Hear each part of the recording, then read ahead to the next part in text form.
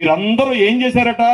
వాళ్ళకున్న గృహాలు వదిలేసి గుడారాల్లో బతికారట. ఎందుకట? ఆ లగ్జరీ బిల్డింగ్ లో ఉంటే మళ్ళీ ఏం తప్పు చేసేస్తాము, తప్పు చేస్తే నరకానికి పోతాం, ఇప్పుడు ఈ గుడారాల్లో బతికేస్తే ఏ ఆశలు ఉండవు మనకి, కాసేపు కళ్ళు మూసుకుంటే దేవుడు అక్కడ తీసుకుపోతాడు అనే ఒక నిరీక్షణతో వాళ్ళు బతికారు. ఇప్పుడు మనం కూడా ఎందుకు వచ్చాం ఇందులోకి? దేవుని దగ్గరికి వెళ్ళడానికే వచ్చాం. దేవుడు వచ్చి నాయనా నేను తీసుకెళ్లిపోతాను, వస్తానంటే ఆర్ యు రెడీ అని మనం ఏం చేస్తాం తెలిసిన? గోవా ప్రయాణం ఉందనుకోండి, 3 రోజుల ప్రయాణానికి 3 నెలల నుంచి ఆలోచిస్తాం. ఏమండి?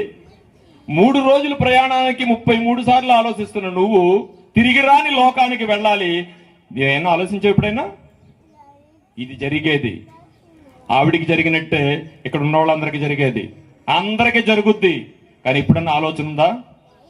వెళ్ళాలి మనం ఇక్కడి నుంచి, ఆలోచన ఉందా? కానీ 3 రోజుల ప్రయాణానికి 33 సార్లు ఆలోచిస్తుంది. నువ్వు తిరిగి రాని లోకానికి వెళ్ళాలి, అక్కడ రిటర్న్ ఫ్లైట్స్ కూడా ఉండవు. ఉంటాయా? పరలోకం నుంచి కానీ అక్కడి నుంచి కానీ రాని రిటర్న్ ఫ్లైట్స్ ఏ ఉండవండి, వెళ్తే అక్కడ ఉండాలంతే. కానీ తిరిగి రాని లోకానికి వెళ్లాల్సిన మనం ఏమన్నా ఆలోచించామా? అలాంటిది ఆ ఓషియా గారి ముందు వచ్చింది. నాయన నువ్వెందుకైతే నన్ను నమ్ముతున్నావో నిన్ను అక్కడ తీసుకెళ్లిపోతాను రా అన్నాడు. ఏ సాయం రెడీ అన్నాడు. దేవునికి మహిమ కలుగును గాక. భక్తుడిని ఎందుకు తీసుకెళ్లిపోయాడు తెలిసిన? ఇజ్రాయేలీతో యెషయాతో చెప్తున్నాడు, యెషయా నా స్థితి ఏంటో వీళ్ళకి అర్థం కావట్లేదు, నా మీద సుణుక్కుంటున్నారు. రాయి ఆయన రాయించాడు చూడండి, 57వ అధ్యాయము 1వ వచనం. నీతిమంతులు నశించుట చూసి ఎవరు దాన్ని మనసును పెట్టరేంటి? ఇప్పుడు ఇందాక నేను చెప్పాను, చాలా మంది చచ్చిపోయేటప్పుడు మనం అనుకుంటున్నా అది చావడం మంచిది అంటారు కదండి. ఈ మాటలు వింటుంటాం కదా. అబ్బాయి భార్యని అయిపోసాడండి, అది పోవడం మంచిది. లేదా ఆడు అమ్మో చాలా దుర్మార్గుడు అండి, పోవడం మంచిది అంటాం కదా. అలాగే మనుషులట నీతిమంతుడు నశించుడు చూసి ఎవరు బొర్ర పెట్టలేని, చాలా మంచి ఆయన కదండి, ఎందుకు చచ్చిపోయాడు? దేవుడు అన్యాయస్తుడండి అంటాం కదా. పంచాయతీలో లాగెత్తాం దేవుడిని అని ఆయన చెప్తున్నాడు. ఏం చెప్తున్నాడు? నీతిమంతులు నశించుడు చూసి ఎవరు దాన్ని మనసును పెట్టరే? భక్తులైన వారు తీసుకుని పోబడుచున్నారని. ఆయన ఎందుకు చేస్తున్నాడట? అబ్బాయిని ఎందుకు తీసుకెళ్ళిపోండి? కీడు చూడకుండా ఇక్కడి నుంచి ఈ లోకాన్ని వదిలేవారు కూడా ఏదో కీడులో మనం పడతాం. దేవుడు అద్భుతమైన సర్వోన్నతమైన దేవుడు మన మీద ప్రేమతో, నాన్న నీవు ఆ కీడు చూడకూడదు నాన్న, నా దగ్గరికి వచ్చాయి. నీ టార్గెట్ అదే కదా. ఇక్కడ మనం వచ్చింది అందుకే కదా, ఆ పరలోకం వెళ్ళడానికే కదా. ఆ పరలోకానికి ఇంకా ముందు తీసుకెళ్తానంటే అర్థమని మనం బాబోయ్ నాకు వద్దన్నాం, అర్థమైన వాళ్ళు వెళ్ళిపోయారు. దేవునికి మహిమ కలుగును గాక. దేవుడిచ్చిన దీర్ఘాయుసులో మనిషి ఎందుకు అర్ధాయుషుగా మారిపోతున్నాడు అంటే 2 రకాలుగా మనం చెప్పుకున్నాం. మనకు సమాజంలో 2 కనిపిస్తుంటాయి. ఒకళ్ళు అన్యాయస్తులు, భక్తిహీనులు ఎందుకు అర్ధాయుషుగా మారిపోతున్నారు, భక్తులు ఎందుకు అర్ధాయుషుగా మారిపోతున్నారు. ప్రవీణ్ గారి గురించి మనం ఎన్నో చెప్పుకున్నాం. ఆయన ఎందుకు తీసుకెళ్లిపోయాడు. చెడ్డవాళ్ళు ఉన్నారు, వాళ్ళని ఎందుకు తీసుకెళ్లిపోయారు అంటే దేవుడు న్యాయం ఎంత గొప్పగా ఉంటదంటే ప్రియులారా, ఎన్నిసార్లు గద్దించిన వినడంలో వారిని హఠాత్తుగా అధికముగా దుర్మార్గ పనులు చేయకము, బుద్ధిహీనంగా తిరగవద్దు, నీ కాలానికి ముందంటే నీకు చాలా ఆయుష్ ఇచ్చాను, ఆ కాలానికి ముందే నువ్వు చనిపోతున్నావు. ఎందుకు? బుద్ధిహీనంగా తిరుగుతున్నావు కాబట్టి నీకు అర్ధాయుష్ వచ్చింది. కీడు చూడకుండా కొనిపోబడాలి కాబట్టి భక్తులకి అర్ధాయుష్ వచ్చింది. అది కంటిన్యూ చేయండి. కీడు చూడకుండా నీతిమంతులు కొనిపోబడుచున్నారని అసలు ఎవరికి తోచదేంటి? ఎప్పుడన్నా ఆలోచిస్తామా?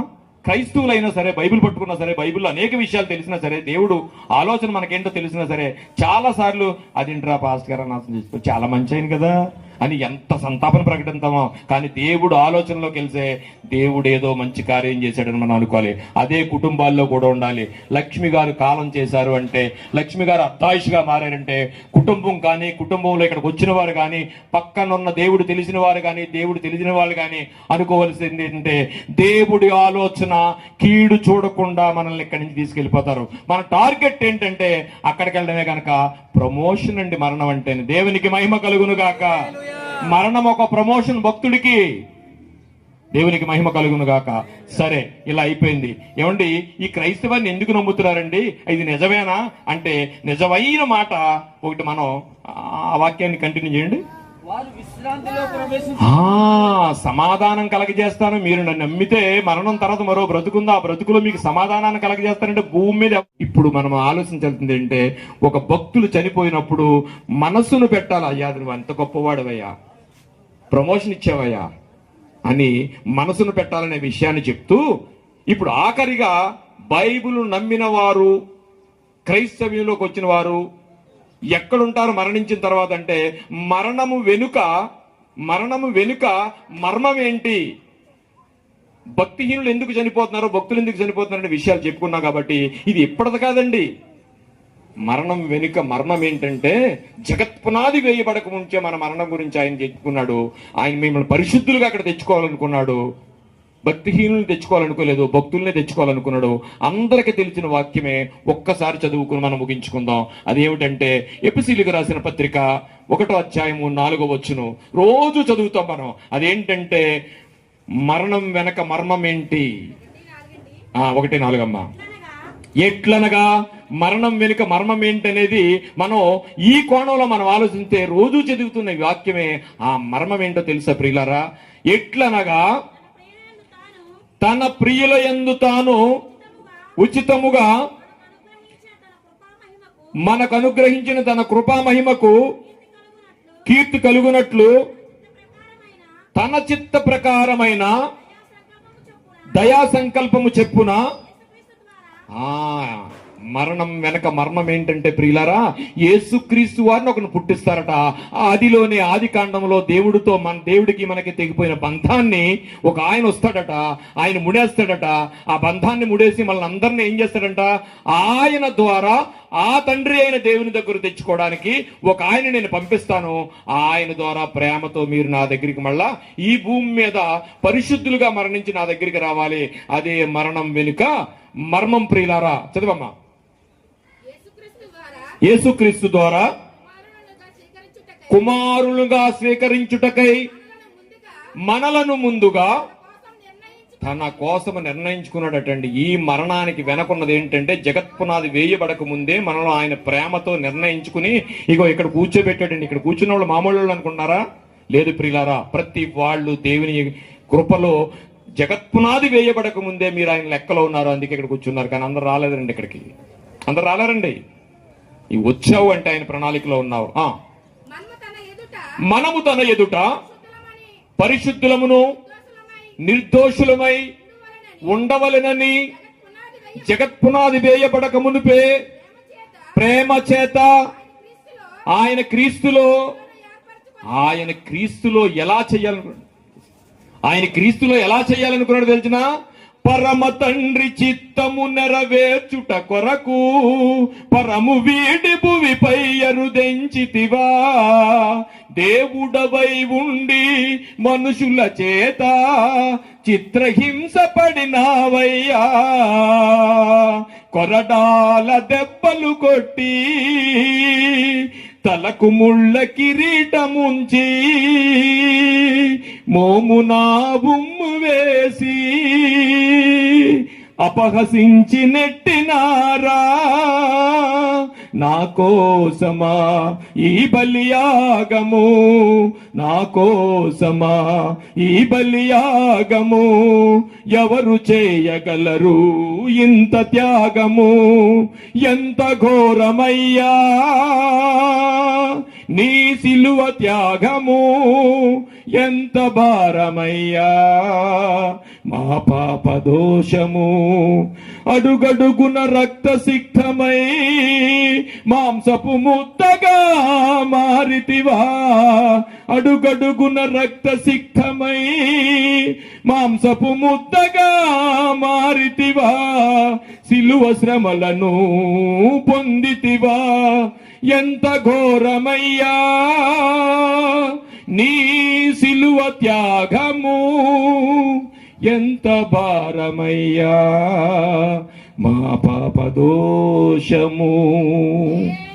ఆయన ప్రేమతో మనల్ని ఎన్ని చేసినా భరించి మన కొరకు రక్తపు ముద్దగా మారి తీసుకొచ్చి, ఎందుకో తెలుసండి, ఎందుకో తెలిసిన విశ్రాంతిని ఇవ్వడానికి, సమాధానాన్ని కలగజేయడానికి, ఇంకా ఈ భూమి మీద ఉన్న ఏది నీకు సంబంధం లేకుండా ఉండటానికి ఆ ప్రకటన గ్రంథం వచ్చిన నుంచి 15 నుంచి కంటిన్యూ చేయమ్మా.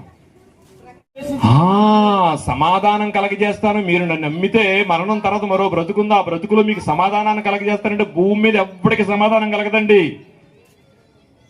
ఎప్పుడు టాబ్లెట్లు మింగటమే. నీకు ఎన్ని ఉండయండి టాబ్లెట్లు మింగాల్సిందే. నీకు ఎన్ని ఉండయండి మీ ఆవిడతో నీకు బాధలు తప్పో, ఎన్ని ఉండయండి మీ ఆవిడతో తప్పో, పిల్లలతో తప్పో, ఏవి తప్పో, నీకు హాస్పిటల్కి వెళ్లకుండా నువ్వు గడపలేవు. సమాధానం దొరకదు ఎక్కడ నీకు. వారికి ఏం దొరికిందంటే అక్కడ విశ్రాంతిలో విశ్రాంతిలో విశ్రాంతిలో తీసుకెళ్లిపోవడానికి దేవుడు అర్ధాయుషిగా మార్చేస్తున్నాడు భక్తుల్ని. కానీ ఇక్కడ ఈ మారరా అనుకున్నప్పుడు మనుషులను కూడా అర్ధాయుషిగా మార్చేస్తున్నాడు. వీళ్ళిద్దరు ఎందుకు అర్ధాయుషిగా మారిపోతున్నారని మనం గుసగుసగుసలాడేసుకుంటాం. కానీ ఆయన ఉద్దేశం మనకు అర్థమైంది. దేవుడు దీర్ఘాయుషులో మనుషులు ఎందుకు అర్ధాయుషిగా మారిపోతున్నారు, భక్తులు ఎందుకు మారిపోతున్నారని. వీళ్ళందరూ ఎక్కడున్నారో చూద్దామండి. భక్తిహీనుల గురించి పక్కన పెడితే భక్తులందరూ ఎక్కడున్నారో చూద్దామా. ప్రకటన గ్రంథము 7వ అధ్యాయము ముగిస్తాను.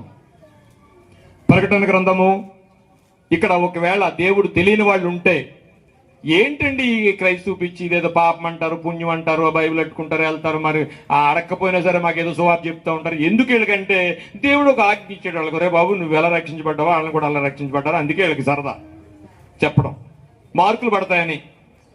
ఓ బిజినెస్ చేస్తున్నామంటే మార్కులు పడతాయంటే ఏం చేస్తామండి, కష్టపడి పని చేస్తుంటాం కదా. ఇప్పుడు అన్ని మార్కులు పడే బిజినెస్ వచ్చేసే బయట, ఆన్లైన్ బిజినెస్ అన్నీ. ఇప్పుడు అలాగే క్రైస్తవం కూడా ఏంటంటే, నాయన నువ్వు ఎంతమందికి నా గురించి చెప్తాను మార్కులు వేస్తున్నాడని వీధిలో పడి చెప్తుంటాం మేము. సరదా ఏం కాదండి, పనులేక కాదండి. అందుకని మాట మేము చెప్పేది. ఆడెవడో ఒక ప్యాన్ నీళ్ళు పోసేస్తుంటాడు, ఒకడు ఏదో జల్లేస్తుంటాడు, ఏంటో అర్థం కాక. సరే అది పక్కన పెడితే చదవమ్మది. పెద్దలలో ఒకడు, ఎన్నో వచ్చిన చదివేది 15 చదవమ్మా. 14 చదవండి. క్రైస్తవులు దేవుని నమ్మిన వారు ఎక్కడ ఉంటారనేది పర్టికులర్ గా దేవుడు ఏ గ్రంథమైనా సరే మీరు చూడండి, మరణం ముగింపు, ఆ ముగింపు తర్వాత జరగబోయే కొన్ని విషయాలు ఏ గ్రంథంలో మీకు కొలతలతో దొరకవు. కానీ ఈ పరిశుద్ధ గ్రంథాన్ని నమ్మిన వారు మరణించిన తర్వాత ఎక్కడ ఉంటారో కొలతలతో శుద్ధ రాసిన మీకు ఒక కాంక్రీట్ డాక్యుమెంట్ చూపిస్తాను. అందుకు నేను అయ్యా, ఇక్కడ సందర్భం ఏంటంటే అందరికీ తెలుసు, తెలియని వాళ్ళు ఉంటారేమో, ఒక్కళ్ళైనా సరే వాళ్ళకి తెలియాలని చెప్తున్నాను. ఆఖరిగా ప్రకటన గ్రంథం అనేది దేవుడు రాయిస్తూ, నాయనా మీరు నన్ను ఎందుకు నమ్మాలంటే, మరి ఎక్కడున్నారంటే ఇప్పుడు మరణించిన వాళ్ళు. ఇప్పుడు చూద్దాం, ఆవిడ భక్తురాలు, అప్పుడు ఆవిడ ఎక్కడున్నారో తెలుసండి. అకార్డింగ్ బైబుల్, అకార్డింగ్ క్రిస్టియన్ లా, అకార్డింగ్ క్రిస్టియన్ బైబిల్ ప్రకారం చనిపోయిన వారు ఎక్కడుంటారు, మరణం వెనక మర్మం ఏంటి. భక్తిహీనులు పక్కన పెడితే భక్తులైన వారు ఎందుకు కొనుపోబడుతున్నారు, భక్తులైన వారు ఎందుకు అర్ధాయుషిగా మారిపోతున్నారు అనుకుంటే, ఇప్పుడు వారు ఎక్కడుంటారో చూడండి. అందువలన వారు దేవుని సింహాసనము ఎదుట. అందుకే కదా మనం క్రైస్తవులకు వచ్చింది, అందుకే కదా ఆయన ముందే ప్రమోషన్ ఇస్తాడట. అర్ధాయుష్ అంటే అర్థం అది. దేవునికి మహిమ కలుగును గాక. దేవుని సింహాసనము ఎదుట ఉండి రాత్రింబవళ్ళు ఆయన ఆలయములో. How it is possible? అంత భాగ్యం అండి, అంత భాగ్యం. ఆయనను సేవించుచున్నారు. మరణించిన వారు ఒకవేళ పరలోకం వెళితే దేవుడి దగ్గర ఇప్పుడు ఎక్కడున్నారంటే, వాళ్ళు పరదేశంలో దేవుని ఎదుట సింహాసనాసీనుడైన వాడు, అనగా దేవుడు, అనగా సర్వోన్నతుడు యెహోవా అయిన దేవుడు తానే తన గుడారం కప్పుచున్నాడు. ఊరకనే అర్ధాయుషిగా మార్చేయట్లేదండి భక్తుల్ని. ఎందుకు మారుస్తున్నాడంటే, నాయన ఈ లోకానికి వచ్చిన పని అయిపోయింది, నువ్వు వచ్చే ఈ లోకంతో నీకు పని లేదు, కమాన్. వారికి ఇక మీదట ఆకలైనను ఏం కూర వండుకోవాలో అవసరం లేదు, ఏ టాబ్లెట్లు వేసుకోవాలో అవసరం లేదు, డాక్టర్తో పని లేదు. మన భాషలో దాహమైనను ఉండదు, పూర్తి ఎండ అయినను వడగాలి అయినను వడగాలని అంటే పరదేశంలో దేవుడి దగ్గర ఎండగాస్తుందండి అని అడగొచ్చు, మళ్ళీ కాదండి. అంటే అలాంటి బాధలు ఏవి ఈ మనిషికి దేవుడు నమ్ముకుంటే ఉండో. ప్రియ దేవుని సంగమా, క్రైస్తవ్యంలో రావడానికి ఇదిగో ఈ డాక్యుమెంట్స్ గురించే రండి. ఇక లోకంలో ఉన్నాయన్నీ నీకు ఎలాగూ ఇస్తాడు ఆయన. ఈ నమ్మకం కావాలి మనకి. మనం వచ్చే దేని గురించి అంటే మరణము ముగింపు కాదు, మరణం తర్వాత మరో బ్రతుకుంది. ఆ బ్రతుకులోనికి వెళ్ళడానికే క్రైస్తవం. చదువమ్మా. ఎలా అనగా సింహాస మధ్యమందుండు గొర్రెపిల్ల వారికి కాపరి అయి. చాలమ్మా, అర్థమైంది అనుకుంటున్నాను. ప్రియ దేవుని సంగమా, మరణం అనగానే మనం అల్లాడిపోతాం ప్రియులరా. మరణము మీ ఎల్ఐసి వస్తుందో లేదో నాకు తెలియదు, కానీ మరణం ఖచ్చితంగా వస్తుంది. రానాట్ల గురించి తాపత్రయ పడిపోతాం. డిఫరెంట్ గా వస్తుందని తెలిసిన దాని గురించి అసలు పట్టించుకోం. ఒక్కొక్కడు 2 సంవత్సరాలకు రోడ్డు వేసేసుకుంటుంటాడు, ఎప్పుడు పడిపోతాడో తెలియదు. అది రాదని తెలిసినా సరే ఈ లోకంలో ఉన్న వాటి గురించి ఆలపడుతుంటాడు, వచ్చేదాని గురించి మర్చిపోతాడు. అంటే మరణం ఎప్పుడైనా ఆగుద్దండి? లేదు. దాన్ని ఎప్పుడైనా ఆలోచిస్తామా? అసలు ఆలోచించం. అది చచ్చిపోతామనే విషయం మర్చిపోయి బతుకుతుంది తెలుసండి మనం. దేవుడు అన్యాయస్తుడు కాదు. ఈరోజు మనం విన్న మాటల్లో దేవుడు దీర్ఘాయుష్నిస్తాడు. ఆ దీర్ఘాయుషులో అర్ధాయుష్గా మనుషులు ఎందుకు మారిపోతున్నారంటే, ఇంకో భక్తిహీనులు ఎలా మారిపోతున్నారో విన్నాము. భక్తులైన వారు ఎందుకు అర్ధాయుష్గా మారిపోతున్నారో విన్నాను. ఎవ్వరు మరణము యెహోవా వశము గనక చనిపోయిన వారి ఇంట్లో ఎప్పుడు ఆ దుఃఖాన్ని మనం రక్త మాంసాలతో ఉన్నాం గనక దుఃఖపడతాం. కానీ దేవుని లెక్క ప్రకారం ఆయన గ్రంథము పరిశుద్ధమైనది, ఆయన లా పరిశుద్ధమైనది. ఎవ్వరు దుఃఖించవలసిన అవసరం లేదు అనే విషయాలు దేవుడు మాటలుగా ఈ రోజు మన ముందుంచాడు. ప్రార్థన చేసుకుందామండి. మహోన్నతుడును మహాపరిశుద్ధుడు అయిన మా పరలోకపు తండ్రి, నాయనా, మరణం వెనుక మర్మమేంటి అనే విషయాన్ని నాయనా నీ మర్మయుక్తమైన మాటలను రక్తమాంసములతో ఉన్న మమ్మల్ని ఓదార్చడానికి మా మాటలు సరిపోవు, కానీ పరమ నుంచి వచ్చిన నీ పలుకులు ఇదిగో నాయనా ఈ అబ్రహాము గారు కుటుంబంలో మేము వినిపించడానికి అనేక మంది దైవజనులు వచ్చి ఓదార్పు కలిగించి అనేక వాక్యాలు నీ మాటలు చెప్పారు నాయన. దాని ద్వారా ఈ మాటలు, ఈ శ్రవణాన్ని ఎంతమంది అయితే వింటున్నారో వాళ్ళందరూ గ్రహించి నీ శక్తిని, నీ మహిమను, నీ ఘనతను వారికి తెలియచేయండి. ఆయన నీ చిత్తమైతే ఈ మాటలు విన్న వారిని అందరినీ ఆలోచింపజేసి నాయన నీ ఉన్న లోకానికి రావడానికి ప్రతి బిడ్డను నాయన ఇప్పుడు అబ్రహాము గారి కుటుంబంలో కాదు, ప్రతి కుటుంబంలో జరుగుతుంది, జరిగే క్రమం ఉంది. కనుక నాయన మేమందరం మీ సన్నిధికి వస్తున్నాం. నా మాటల్లో ఏమన్నా నాయన తప్పులుంటే క్షమించండి, నా సొంత జ్ఞానం ఉంటే నన్ను క్షమించండి. నీ వాక్యాన్ని విత్తాం నాయన, ప్రతి బిడ్డ దాన్ని అన్వయించుకుని కుటుంబాల్లో నీవున్న లోకానికి చేరడానికి మీరు కృప చూపమని ఈ చిన్న ప్రార్థన యేసు వారి ప్రశస్తమైన నామల్లో మిక్కిలి వినయంతో బ్రతిమలాడి వేడుకొనుచున్నాము తండ్రి. ఆమేన్. అందరికీ వందనాలమ్మా. చక్కని